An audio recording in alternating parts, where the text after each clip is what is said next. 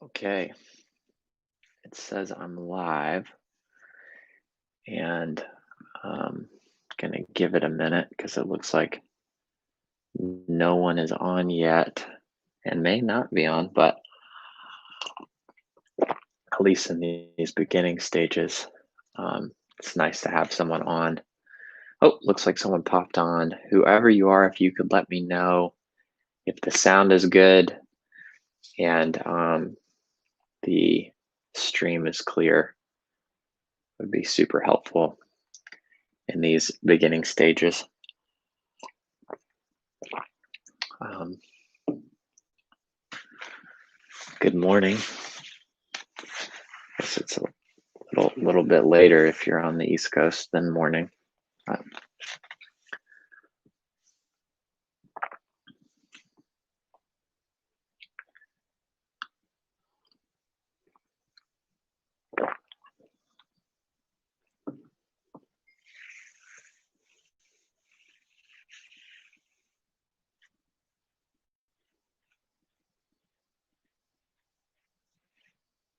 all right, well, I will go ahead and get started, and someone else pops on. I'll see if I can get uh, some feedback on the quality. A couple things. One thing that I wanted to share yesterday, um, and totally forgot is there's there was a lot of kind of um, influences that went into the decision to do this. But the main influence is actually this monk who lives um, pretty close to Portland, actually, in, I believe, White Salmon, which is on the Oregon coast, or not the Oregon coast, in the, oh, my brain is waking up, um, Columbia River Gorge area.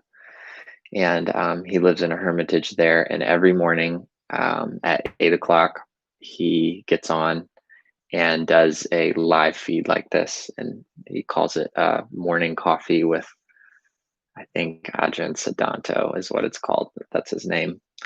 And I really enjoy listening to all of the monks of the tradition I'm a part of.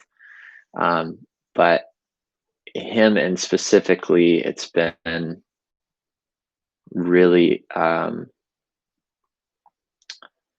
it's been a really great experience for me because I feel a greater degree of accessibility and in his wisdom than I even do with the other monks. And I think part of it is how he communicates, and um, it just connects with me specifically. But um, I'm pretty much copying in the format most of what he's doing, outside of he's purely reflecting on the teachings of the Buddha, where I'm obviously just kind of reflecting on my perspectives on any topic um, at my current stage in life.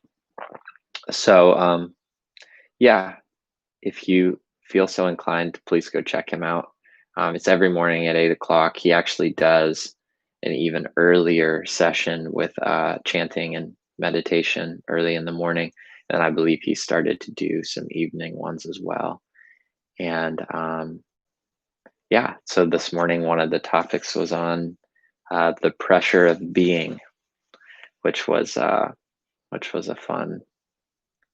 fun thing to hear. So, anyways, meant to kind of give a shout out to him. I haven't met him yet. I really look forward to meeting him.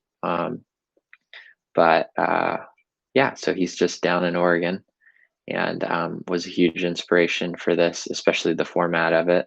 It just seemed the way that he did it seemed very approachable and um, inspiring.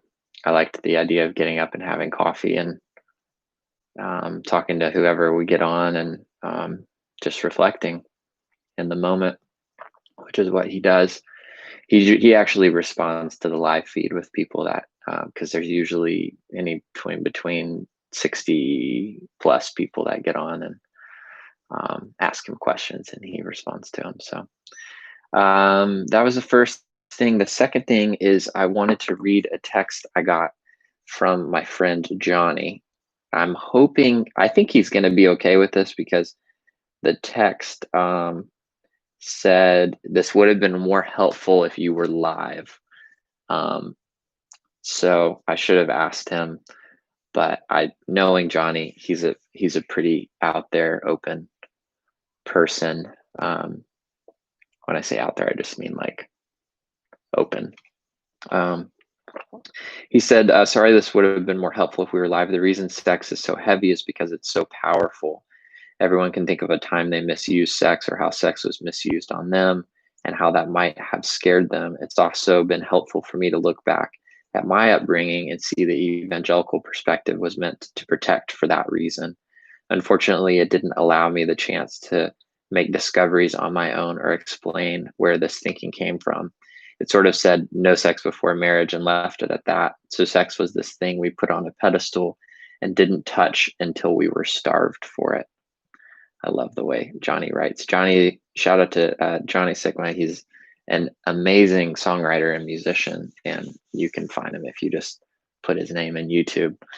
And also a fellow flight attendant. But yeah, that fully resonates with everything that I've experienced too, Johnny. And the one thing that brought up for me is I've experienced kind of two different types of heaviness in life. One from what you're talking about with the this power, when we encounter things that are powerful. I've experienced this heaviness that's related to responsibility and purpose, that has this really, it has this feeling of almost pulling me up to a higher standard in a way that's not really self-critical, but helping me understand the impact and the power that is there, and the way that kind of my actions are influencing certain things, and the awareness of that almost creates this innate responsibility in myself that also feels like a great massive sense of purpose that almost brings me beyond myself to a certain extent, and actually gets me out of my ego. And then there's this other heaviness that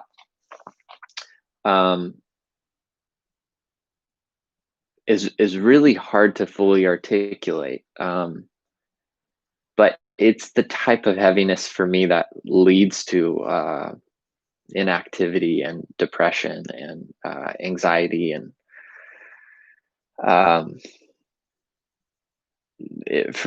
in this context, it came in the form of these stories about sexuality that had put this certain type of pressure on my psyche, and on my ability to even move into that in a way that was healthy and generative. But I do agree that the kind of hopefully original heart and intention for those stories being created were to protect us more than to harm us. And I think it's just a matter of, growing and maturing as a human species, just learning to interact and engage with kind of these types of stories that we create around things that are really mysterious, like sex. Engage with them in maybe a more helpful way, and then be really careful about the type of stories we're telling ourselves about these things. So anyways, wanted to say that. Looks like we've got 4 people on. That's about 3 more than I thought would be on. So, good morning. Um, I am in um, Port Orchard, Washington, staying with my girlfriend and her sister. Girlfriend is Larissa, sister is Lonnie. And they gave me some great feedback yesterday that the the background was, you know, not super pleasant. Um, and I agreed. It really wasn't. So I moved into this room, and actually they have a little studio light. I turned the computer around, but I don't want to mess up the stream. So I've got it on like a really low setting, and we've got some natural light coming in, and this just like purely white wall. So interrogation room background, Dinesh said. Dinesh, how's the audio? I put it in. No, I don't need to get bailed out, but thanks for asking. Um, Let me know how the audio is. I'm in um, my head on my headphone instead of from the computer. I noticed towards the end of the stream last time. Okay, cool. Um, there was picking up some white noise. So, um, anyways, yeah, those are the two things I wanted to kind of cover before I got into things. Hope my kind of long-term hope is to get up and do an hour um, of loving kindness meditation before I do this, which is my kind of main practice. But I got like 10 minutes because I woke up and wanted to do my celery juice and then got into everything. So I had 10 minutes instead of an hour, but I sat, which is good. All right, let's see. Let's draw a name.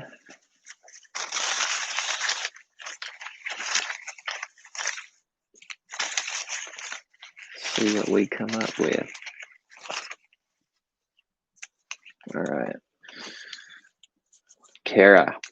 Oh, I know exactly what hers is. She sent me one thing, and it's one of the ones that I was a little nervous to do because it is more vulnerable. And I am in this transitionary period with vulnerability. And so when I'm in transitionary phases with things, I intentionally won't use somebody else's map so that I can rely on my kind of intuition. So this will be interesting.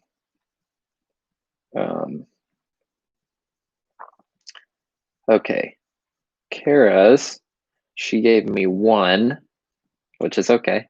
It's a good one. She said 2030 visions, hopes, and dreams. So my vision, hopes, and dreams for 10 years from now. I guess I'll start with vision. I have some baseline vision for my life that won't ever change. That happened, gosh, I think it was around 24, 25.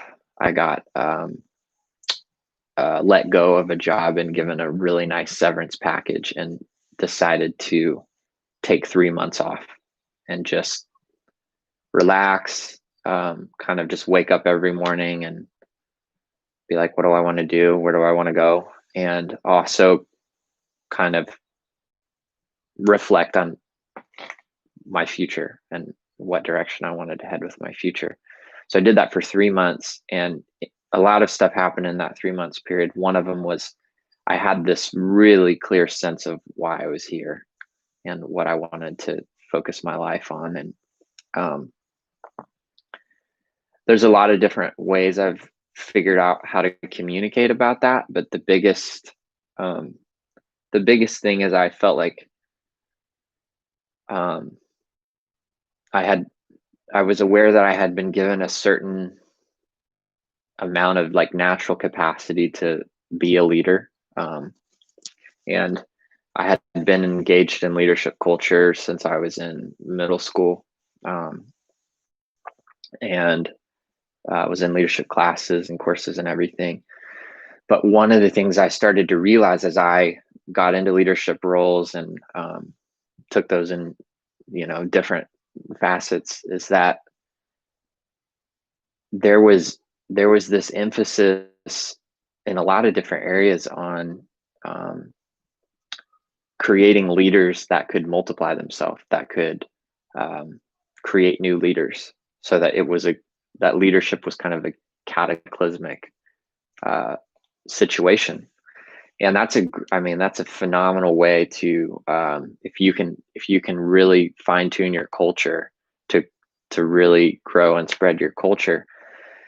But what I started to realize was there wasn't a lot of mothers and fathers um, that were being raised in those leadership cultures. There was just people that had good skills, that knew how to do things really well, and multiply things really well. But didn't mean they necessarily knew how to care for the culture and the communities and nurture them, and do it from a long term perspective. There was almost this like really temporary mindset where I create this thing, send it out, and then it just exists on its own, and so that it can grow bigger and bigger and bigger. So it really, at kind of one of the biggest things is I realized that at the bottom of that framework was more of um, a focus on distance than depth. And so I wanted to show up in the world in a way that was kind of moving the other direction. And if I was leading at any capacity, whether it was intentional or unintentional, I wanted to, one, become a really good son and a really good father, um, in a very natural way with my family, but and then a family I would, future have, but also um, engage in my relationships where I was looked to as someone of uh, of influence in any way, in a way that I was also helping to um, create space for them to grow and heal and uh, be celebrated. All the things we think of a really, really good dad doing. Um, it was more important for me actually to even um, help people become really good mothers and fathers, than really effective leaders. So that was kind of a shift for me, and a kind of a long-term goal of like, I want to grow really healthy mothers and fathers. Like, I hope at the end of my life, like, I can look back and say that there are people that I had a relationship with and an impact on that are better mothers and fathers, whether they actually have kids or whether they're mothering and fathering institutions or organizations or companies or creative projects or whatever. Um, so one of the elements I felt really compelled to focus on, even within that, was helping people live a creative life and bring some kind of creative goodness into their life and into the life around them. And so that felt like an important component of it too. Um, so that's kind of a baseline vision that when I wake up every morning, I try to realize that in the bigger picture, and even how I'm making small steps in that direction. So, yeah, I hope in 10 years I'm much further along in that journey. Um, I would love to have kids, would love to have a family of my own, um, and be engaged in my own creative ventures and helping to nourish that in others. That's one thing that I've kind of noticed in certain family cultures, is that there's a lot of times this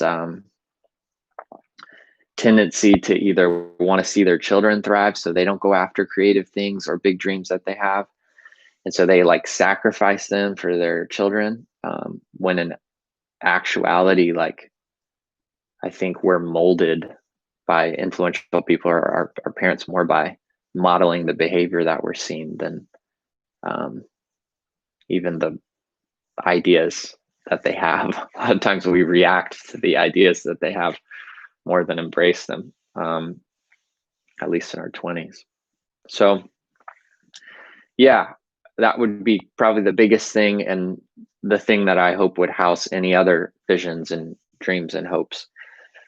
Um, Outside of that, um, personally, I hope to have probably 3 times the quality of um, mindfulness and an internal kind of culture of loving kindness and gentleness and peacefulness than I do now. Um, I About 3 years ago, maybe 4 years ago, kind of became obsessed with um, the experience of prayer. In my Actually, it was probably 4 or 5 years ago. In the Christian culture I grew up in, it just became kind of the most important thing to me, and that 4 or 5 years later has led to a really huge influence on how I am showing up in the world, more than exactly what I'm doing, and you know what stuff is being cultivated kind of in my inner world that's just naturally leaking out into the world. And so I think I have a path now that allows me to really be um, in touch with it, and then progress and grow and develop um, not just skillful ways of living and being, but also um, skillful qualities in my inner world that affect how I'm doing things, not just what I'm doing. Um, so yeah, that would be one. I want to get really practical too. Um, in 10 years, I hope to have a house in Portland and be moving towards purchasing even a small place on the Oregon coast.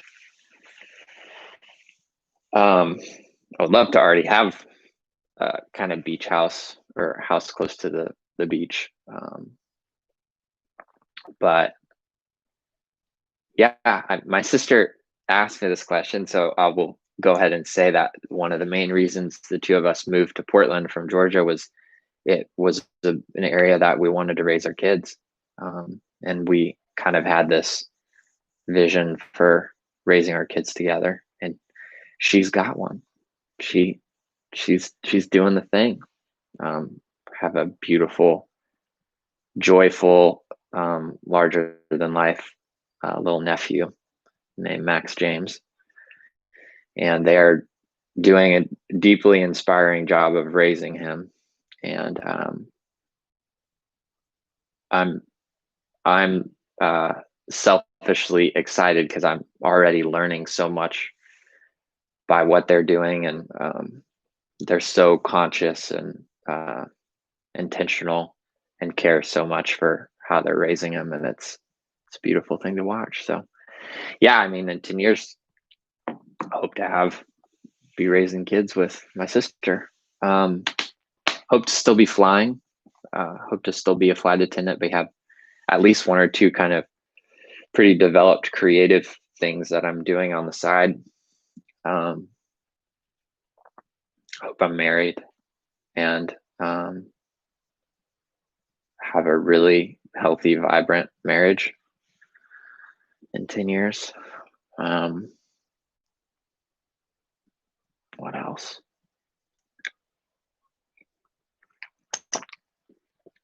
Um, I have like been blessed with some relationships with people that I would already say in a lot of ways are my heroes. Um, they're just the way that they live their life and the things that they've already been able to accomplish in their uh, mid, late 20s, early 30s.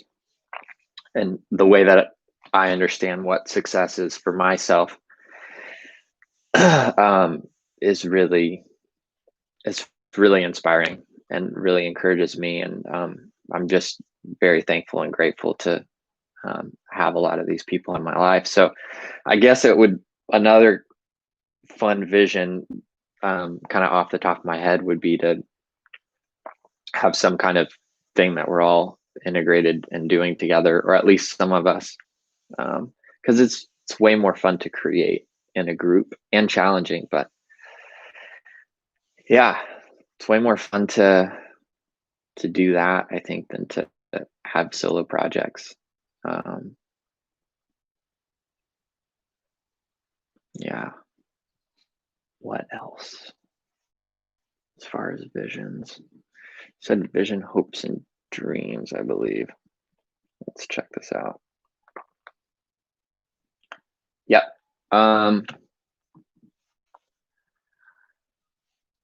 That's probably enough for visions, hopes, and dreams. I hope that in 10 years, we have looked at what's happening now as a cult, as humanity, and really looked deep enough to learn a lot from it. There's a lot of really challenging things that are happening, and I think there's a lot of pain that's being felt, um, and even in the people or the communities that are trying to shut themselves off from the pain, that creates its own pain, from being disconnected and self-separating from the challenge and the pain.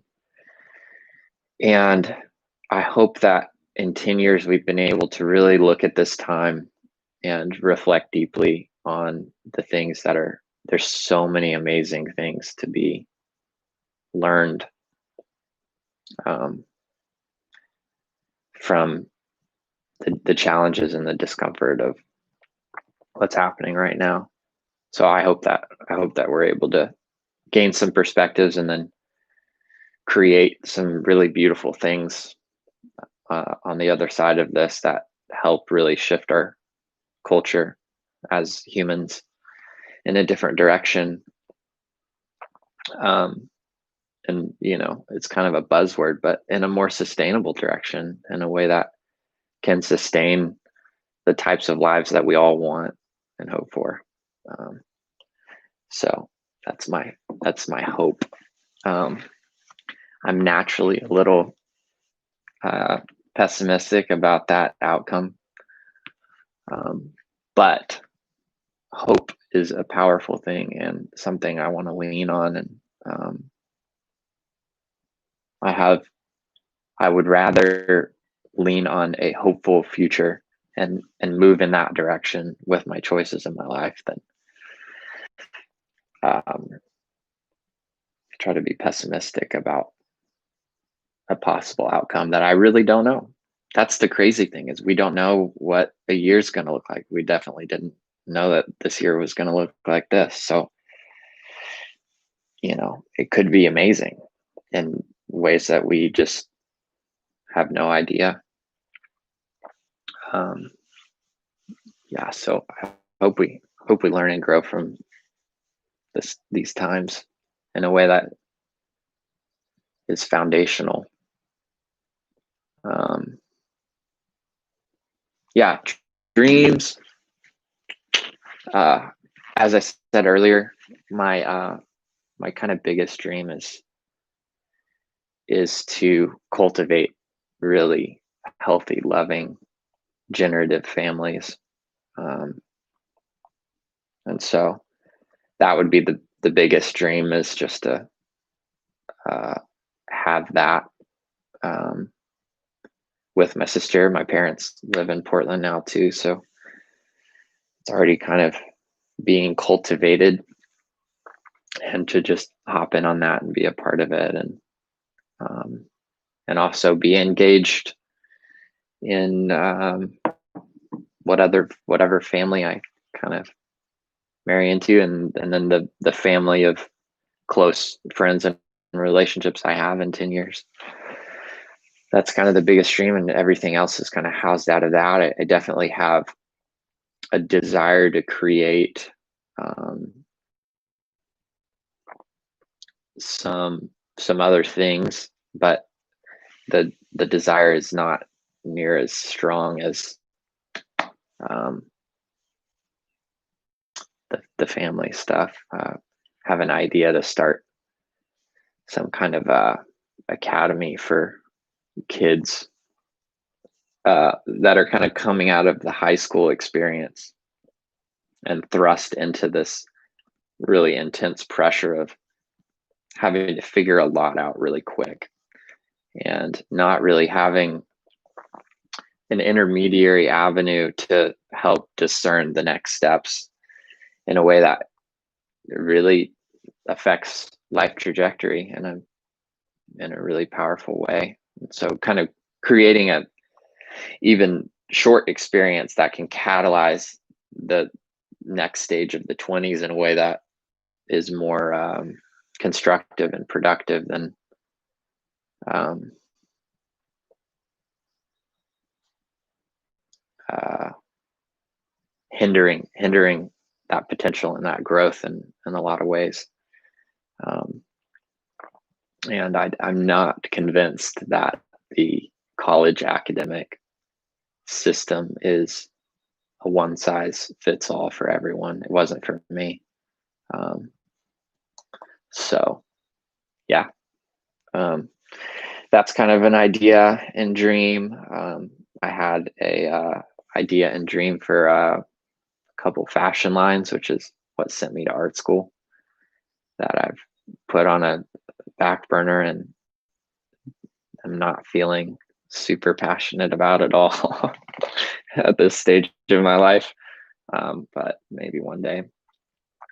Um, yeah, I think another practical kind of like vision for 10 years is that I have a musical instrument that I feel fairly comfortable with, and am moving towards being able to just sit down and play and improv.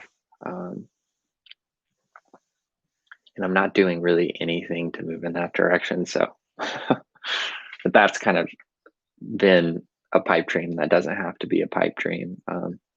Oh, I hope I've traveled to a lot of different countries in 10 years and found certain ones that I love so much that I've developed relationships with people that work at coffee shops and restaurants at certain places that I've gone, and just instead of just popping in and getting a quick taste of the culture, have gone at least a little bit deep in certain places, but also have um, traveled a good bit, traveled with my family, and I've done it.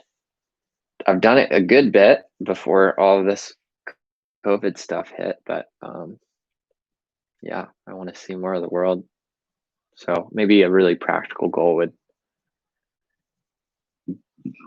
excuse me, in 5 years, or in 10 years, have gone to like at least seven more countries, and um, I found 5 or 6 places that I love so much I want to keep going back to. Um,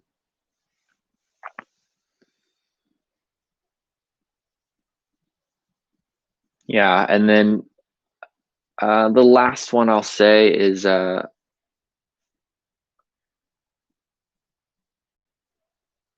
hope that in 10 years I've developed a really intimate relationship with some kind of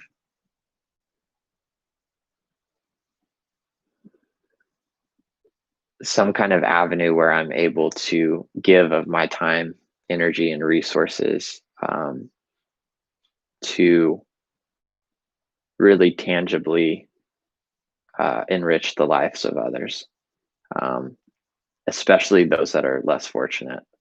Whether it's in a third world country and they don't have a whole lot, and I can be a benefit to. One of the things Larissa and I have talked about doing more recently is um, working with. I forget the name of the company or organization, but they go in to like do disaster relief um, all over the U.S. and places that have been hit by hurricanes or what have you. And they go in and you pay for all of your travel to get out there, and then a lot of times churches will put you up, but you just go in to help people with you know the kind of disaster that is the situation they're in, and you're just kind of there to work and give your time, energy, and resources to um, helping that situation feel a little more hopeful. Um, so that's something that's kind of on my radar right now. But I would love to develop a consistent relationship with something like that, um, and maybe even create a pipeline for flight attendants to um, have areas to experience that, because we have this amazing privilege um, to fly, especially the company I work for, to fly practically anywhere in the world for a whole lot less than most people. And so it's something that can be leveraged. Um, so yeah, that would be, I guess I'll stop there. I could actually talk about this for a really long time. Um, that feels, that feels good. Um, I'll know tomorrow if I feel like I overshared or undershared, but, yeah. Um, okay. Well, there's two people that are on right now. If y'all have any comments, questions, please let me know. I should have done this back earlier when there were like four or so people. I just reminded people to, maybe I'll do that. I'll in the beginning I'll just type in the live chat like, please respond whatever way you want to. Um, yeah, that one of my hopes is that this is at some point when there are people on here, something that can be interactive. Um, I enjoy hearing Dinesh say blink twice if you need to get bailed out.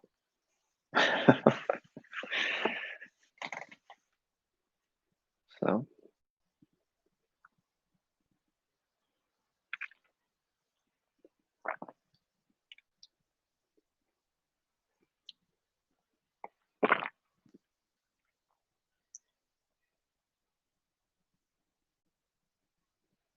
all right. Well, um, thank y'all for either tuning in or watching as far as you have. Um, and hope you have a beautiful day. It's Thursday, right? Oh, it's Friday. Yesterday was Thursday. Man. Maybe one day I'll be more mindful of the days of the week. Larissa and I are about to drive up um, north and then take a ferry across the Puget Sound to go see a dear friend of mine, David, and he's gonna color and I think cut her hair, and uh, um, it's always so life-giving and fun to be with him. So I'm excited about that. And yeah, I think it's about all I have on the docket for the rest of the day. The weather has become so beautiful here, and I think it's going to get into the 80s today. But the mornings are nice and cool, and then the evenings are even kind of cool. So it's been really, really enjoyable. So hope y'all have a beautiful day. And if everything is uh, okay and available, I will do this tomorrow morning. Bye.